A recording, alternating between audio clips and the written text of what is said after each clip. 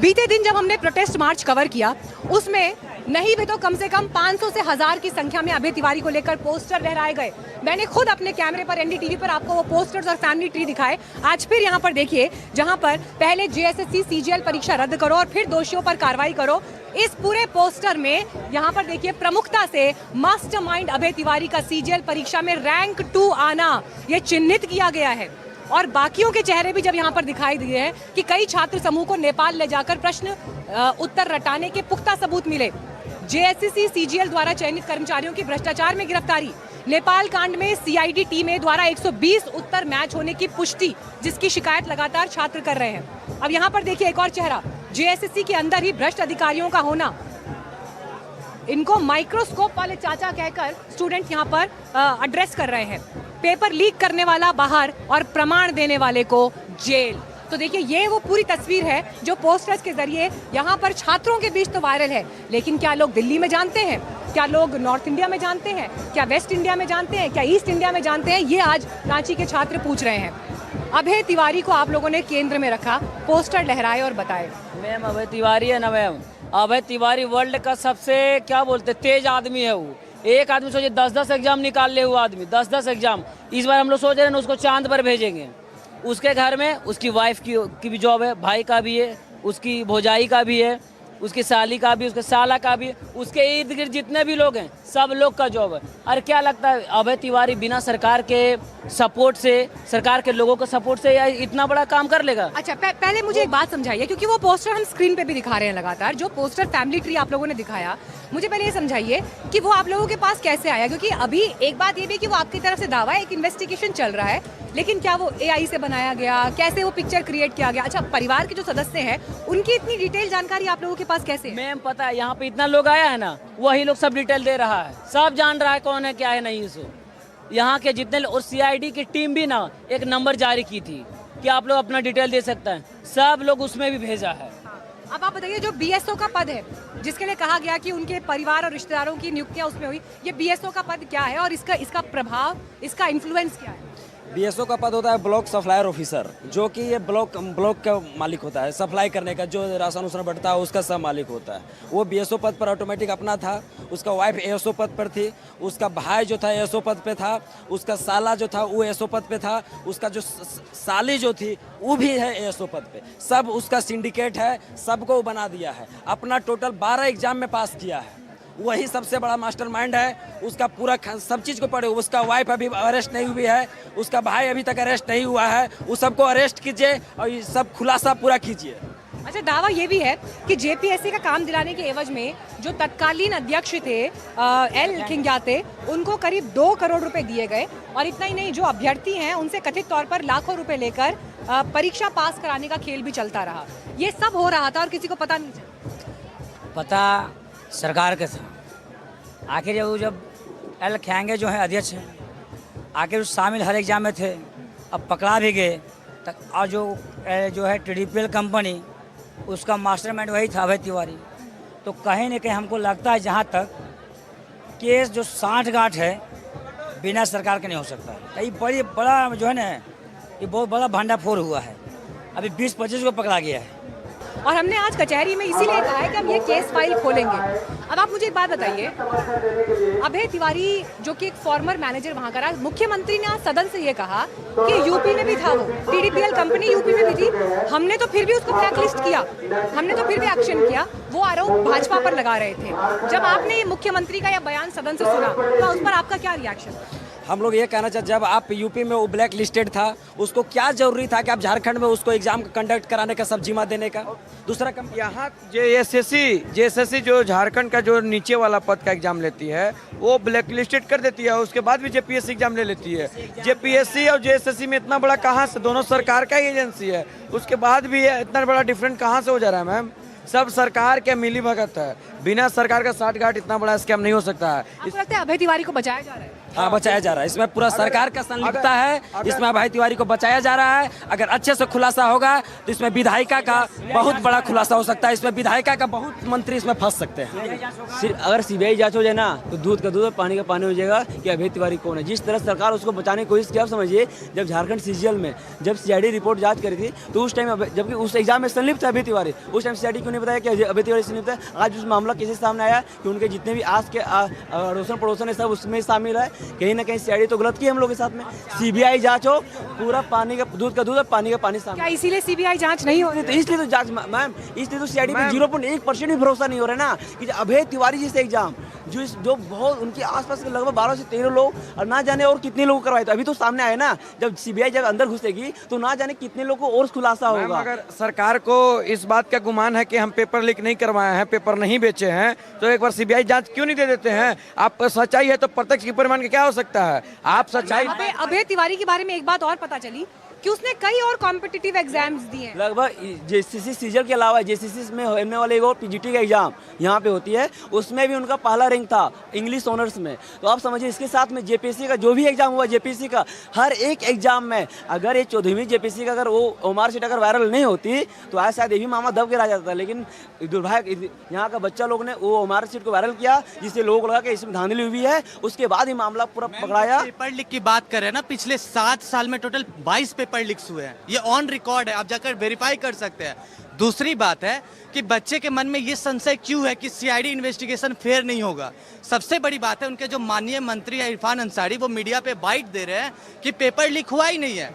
और उसी तरफ क्या होता है अगले दिन मैम की सीआईडी जो है वो 7-8 एक्यूज को पकड़ती है। एक तरफ आप कह रहे हैं कि पेपर लीक नहीं हुआ, दूसरे तरफ आप कह रहे हैं कि भाई सीआईडी जांच चल रहा है। तो किस चीज का जांच चल रहा है? अगर आप जांच करते भी हैं मैम, सीधी बात है ना कि CID comes under state government और वो जैसे चाहेंगे वैसे उसके रिजल्ट्स को मोड़ लेंगे। वो बड़े आराम से मैम, वो बड़े क्या दिखा रहे हैं आप बताइए। खबर आज का है, सीजीएल का भी पेपर हुआ था लीक, 15 भर्तियों से लिए थे बार। ऐसे करके बहुत सारे न्यूज़पेपर में आ रहे हैं और फिर भी सरकार मानने के लिए तैयार नहीं है। अरे हम सरकार से कहना चाहते हैं सर कि आप सीबीआई जांच करवा दीजिए ना। देखिए ये बड़ी बात है जो आज यहाँ पर युवा और छात्रों ने की है। इरफान अंसारी का नाम लिया कि वो मंच पर आकर माइक पर टीवी कैमरों के सामने मीडिया के सामने कहते हैं कि पेपर लीक नहीं हुआ। अब आप बताइए जब ऐसे बयान अगर मंत्रियों की तरफ से दिए जाएंगे तो जो यहाँ पर बैठे हैं उनको कैसे यकीन होगा। तो राजनीति में आज नैरेटिव्स की भी बात करनी पड़ेगी। वो इसलिए क्योंकि युवाओं का मुद्दा जितना जेन्युइन है, जितनी परेशानी में, जितनी तकलीफ में ये है, क्या राजनीतिक दल उसकी आंच को महसूस कर रहे हैं? ये सवाल है। और ये सवाल इसलिए क्योंकि छात्र जब यहाँ पर नाउम्मीदी और निराशा के साथ कहते हैं कि राहुल गांधी यहाँ पर आए और संसद में हम देखते हैं कि तेरे छात्र वर्सेस मेरे छात्र, हमारा प्रदर्शन वर्सेस तुम्हारा प्रदर्शन, यहाँ लाठीचार्ज हुआ वर्सेस वहाँ लाठीचार्ज हुआ। जब इस तरह के नैरेटिव्स के बीच सत्ता पक्ष और विपक्ष एक दूसरे को घेरते हैं तो इन छात्रों की नजरों में सवाल उस वक्त यही रह जाता है कि क्या इन्हें इंसाफ मिल पाएगा या नहीं, इनके प्रति कौन ईमानदार है और क्या जो आज इनके बारे में सवाल उठाने की बात कर रहे हैं वो निष्पक्ष होकर इनके लिए सवाल उठाएंगे, जवाब तलाशेंगे।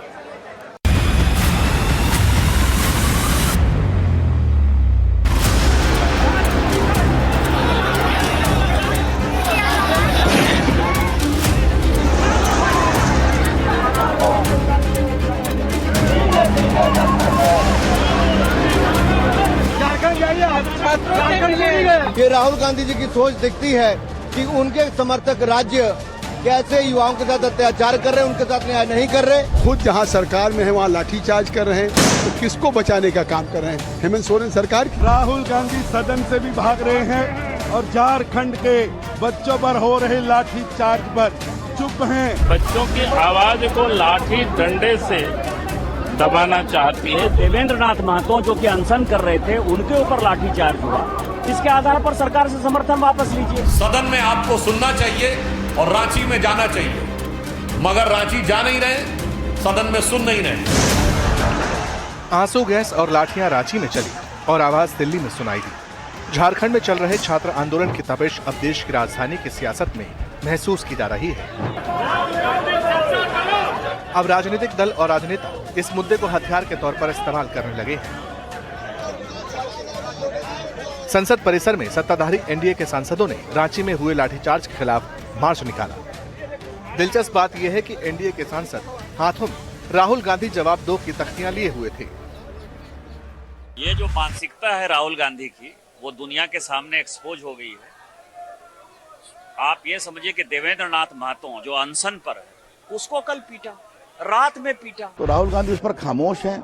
वहाँ लाठीचार्ज हुई तो फिर कार्रवाई नहीं कर रहे हैं, कुछ बोल नहीं रहे हैं, जबकि उनकी सरकार हेमंत सोरेन की कांग्रेस के कंधों पर है ना। तो ये राहुल गांधी का दोहरा स्टैंडर्ड है। जब अब गृह मंत्री जवाब दे रहे हैं तो राहुल गांधी सदन में नहीं आना चाहते, केवल टिप्पणियां करते हैं। झूठ की दुकान कांग्रेस पार्टी हो गई है। अमित शाह जी देंगे जवाब, राहुल गांधी भागना मत। देश राहुल गांधी की दोहरी नीति को देख रहा है। राहुल गांधी को सदन में आकर जवाब देना चाहिए। वैसे दिलचस्प बात यह भी है कि झारखंड में सरकार को जेएम के हेमंत सोरेन लीड कर रहे हैं, लेकिन एनडीए के सांसद सवाल पूछ रहे हैं उनकी सहयोगी पार्टी कांग्रेस के नेता राहुल गांधी से। और ऐसी आवाजें रांची में छात्रों के बीच से भी उठ रही हैं। कल के लाठीचार्ज से उनमें भारी निराशा और गुस्सा है। देखिए, एक बड़ी बात यह है जो छात्रों के मुंह से मुझे सुनाई दी, उनका ये कहना था परीक्षाओं की धांधली को लेकर, गड़बड़ियों को लेकर, कि 55 साल की उम्र में जो पद पर बैठे हैं उन्हें कहा जाता है युवा नेता, लेकिन हमें 35 साल की उम्र में अलग कर दिया जाता है एग्जामिनेशन प्रोसेस से। 35 साल के बाद हम आउटडेटेड हो जाते हैं। राहुल गांधी जंतर मंतर गए, वहाँ लोगों के लिए सुने, जंतर मंतर के तर्ज पर झारखंड, यहाँ जयपाल सिंह मुंडा है और हमारी मांगों को माने। जिस तरीके से आज लोग यहाँ उम्मीद बनाए बैठे हुए हैं, यहाँ राहुल गांधी जी आए, हमारा नैतिक समर्थन दीजिए। जो राहुल गांधी जी वो प्रयागराज जाते हैं, जंतर मंतर जाते हैं, झारखंड में भी एक बार आ जाए। यहाँ पे उनकी सरकार है, हम लोग का दुख दर्द सुने। और जहाँ तक नैतिकता की बात है, यहाँ पे सभी लोग ऐसे जो यहाँ पे आके फिजिकली प्रेजेंट होके अगर वो हम लोग का हौसला बढ़ाएंगे तो वो हम लोग के लिए काफी होगा। यहाँ पे लगातार पोस्टर दिखा रहे हैं, झारखंड सरकार हमें लाठी नहीं गोली मारो, क्योंकि जब तक हम जिंदा रहेंगे अपने हक के लिए आवाज उठाते रहेंगे। तो लाठी के निशान, लाठी के दर्द और जख्म अभी भी यहाँ पर दिखाई दे रहा है। ये वही छात्र हैं जो जेपीएससी परीक्षा में धांधली की जांच की मांग सीबीआई से कराने की मांग को लेकर कई दिन से आंदोलन कर रहे हैं। लेकिन सोमवार 10 अगस्त को विधानसभा कूच के दौरान छात्रों पर किए गए बल प्रयोग से इस मामले ने एक नया टर्न ले लिया। अब हेमंत सोरेन ही नहीं, राहुल गांधी भी निशाने पर हैं। कल राहुल गांधी जी ने बयान दिया था कि नहीं होना चाहिए था लाठीचार्ज, बट मैम उनके बयानबाजी से मैम नहीं चलेगा। मैम हमें कंसेंसस बेस्ड डिसीजन मेकिंग चाहिए होता है कोलिशन गवर्नमेंट में। हम लोग है ना कांग्रेस के दिन के हैं और ना हम लोग बीजेपी टाइप का, हम लोग मैम छात्र हैं और मैम कालू ऐसा मारा गया है कि बॉर्डर पर जो लगता है कैरेटेड वो सब लगा है यहाँ। राहुल गांधी यहाँ आकर बच्चों के बीच उनकी सच्चाई को जाने, वो सिर्फ ट्वीट कर देने से हम आपके साथ हैं, हम आपके सहयोग में हैं, तो ये कहने से सिर्फ ये कहने वाली बात है। छात्र आंदोलन के बीच से और दिल्ली में संसद परिसर तक का एक नया नैरेटिव छोड़ा गया है, जिसमें जवाबदेही राहुल गांधी की तय की जा रही है। इसका असर दिख भी रहा है। कांग्रेस अचानक इस कदर डिफेंसिव मोड में आ गई कि प्रोटेस्ट कर रहे संसद परिसर में एनडीए सांसदों के बीच जाकर प्रियंका गांधी को यह बताना पड़ा कि राहुल गांधी झारखंड के छात्रों से मिले। शर्म करो, राहुल गांधी शर्म करो। राहुल जी ने झारखंड जाइए, छात्रों के कॉलेज छोड़े जाते हैं। वैसे झारखंड में छात्र आंदोलन के बहाने राहुल गांधी एनडीए के टारगेट पर इसलिए भी है क्योंकि वो दिल्ली में 20 जुलाई को छात्रों पर हुए लाठीचार्ज के मामले में सरकार पर लगातार हमलावर हैं, प्रोटेस्ट कर रहे हैं। यहाँ तक कि गृह मंत्री अमित शाह से जवाब देने की मांग कर रहे हैं। तब से लगातार संसद में भारी हंगामा हो रहा है, लेकिन अब जवाब बीजेपी भी मांग रही है। 15 दिन से विपक्ष मांग कर रहा है कि गृह मंत्री सदन में आए। 2 दिन की चर्चा भी हुई लोकसभा के अंदर शिक्षा पर। गृह मंत्री उस समय गायब 2 दिन की चर्चा में, उसके बाद 15 दिनों तक वो गायब। अब तो ये कोई राजा महाराजा का तो दरबार नहीं कि वो प्रकट होंगे और लंबा चौड़ा भाषण देंगे और हम सुनेंगे। जंतर मंतर आंदोलन को लेकर भले ही बीजेपी और सरकार सबसे ज्यादा निशाने पर थी, लेकिन रांची में हो रहे छात्र आंदोलन में बीजेपी एक्टिव मोड पर दिखाई दे रही है। जेपीएससी जेएसएससी प्रोटेस्ट के दौरान लाठीचार्ज के खिलाफ बीजेपी ने झारखंड बंद रखा, हालांकि उसका ज्यादा असर देखने को नहीं मिला। बीजेपी का छात्र संगठन एबीवीपी भी सड़क पर उतर आया, वो विधानसभा भवन के घेराव के लिए आगे बढ़ी, लेकिन पुलिस ने उन्हें रोक लिया। वहीं झारखंड विधानसभा में विपक्ष के नेता बाबूलाल मरांडी ने लाठीचार्ज का मुद्दा विधानसभा में उठाया। सरकार ने कटेली तार लगा दिया था। कटेली तार तो भारत देश के बॉर्डर पर लगता है, जहां घुस तो आतंकवादी नहीं आवे।